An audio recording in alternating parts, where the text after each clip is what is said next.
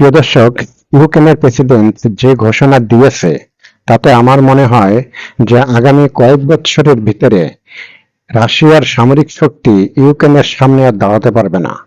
প্রিয় দর্শক, যুদ্ধক্ষেত্রে যে আত্মঘাতী ড্রোন উৎপাদন করেছে রাশিয়া, যত তাড়াতাড়ি, ঠিক ওইরকম তাড়াতাড়ি বা ওইরকম দ্রুত গতিতে তারা ক্ষেপণাস্ত্র উৎপাদন করার জন্য ইউক্রেনের প্রেসিডেন্ট ঘোষণা দিয়েছে যে তারা বিদেশিদের উপরে আর নির্ভর করতে চায় না।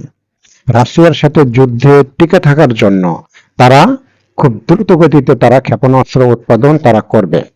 এখন ইউক্রেনের প্রেসিডেন্ট বিদেশিদের উপরে নির্ভর করবে না, ঠিক আছে, কিন্তু এই ধরনের ক্ষেপণাস্ত্র প্রযুক্তি এই জিনিসগুলা তো বিদেশের থেকেই আনতে হবে। অস্ত্র উৎপাদন করতে গেলে কোনো না কোনো দেশের কাছে থেকে এই ধরনের মেশিনারিজ আনতে হয়, কোনো না কোনো দেশের কাছে যেতে হয়। তবে ইউক্রেনকে এই ধরনের অস্ত্র তৈরি করার জন্য সাহায্য করার মতো দেশের অভাব নেই।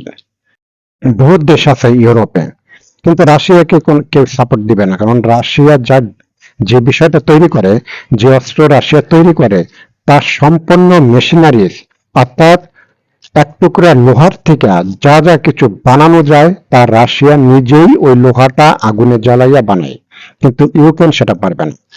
ইউক্রেন বিভিন্ন দেশের থেকে এই জিনিসগুলো আইনা জোড়াতালি দিয়ে তারপরে তারা তাদের এই জিনিসগুলি বানাতে পারবে। প্রিয় দর্শক, এখন ইউক্রেনের প্রেসিডেন্ট জেলেনস্কি তিনি যে ঘোষণাটা দিয়েছে, এই ঘোষণাটা তার দেশের জন্য, তার দেশের সামরিক বাহিনীর জন্য সময় উপযোগী। কারণ একটা দেশ যখন লং টাইম যুদ্ধ করে, ইউক্রেন রাশিয়া কিন্তু অনেক লং টাইম যুদ্ধ করতেছে।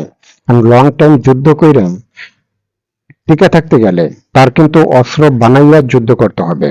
অস্ত্র কিনা লং টাইম যুদ্ধ কইরা টিকে থাকা যায় না, কারণ অস্ত্র কিনতে গেলে তার খরচটা অনেক বড়, ব্যয়বহুল খরচ।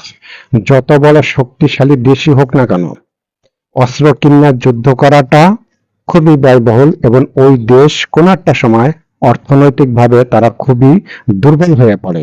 ঠিক ইউক্রেনও ওই জিনিসটা তাদের হয়ে গেছে, অর্থাৎ তাদের অর্থনীতিটা খুবই দুর্বল হয়ে গেছে। প্রিয় দর্শক, যদি ভিডিওটা ভালো লাগে, সবাই যারা ইউটিউবে দেখবেন তারা সাবস্ক্রাইব করবেন, আর যারা পেজে দেখবেন তারা লাইক, শেয়ার, কমেন্ট করবেন। আজ এ পর্যন্তই। আসসালামু আলাইকুম।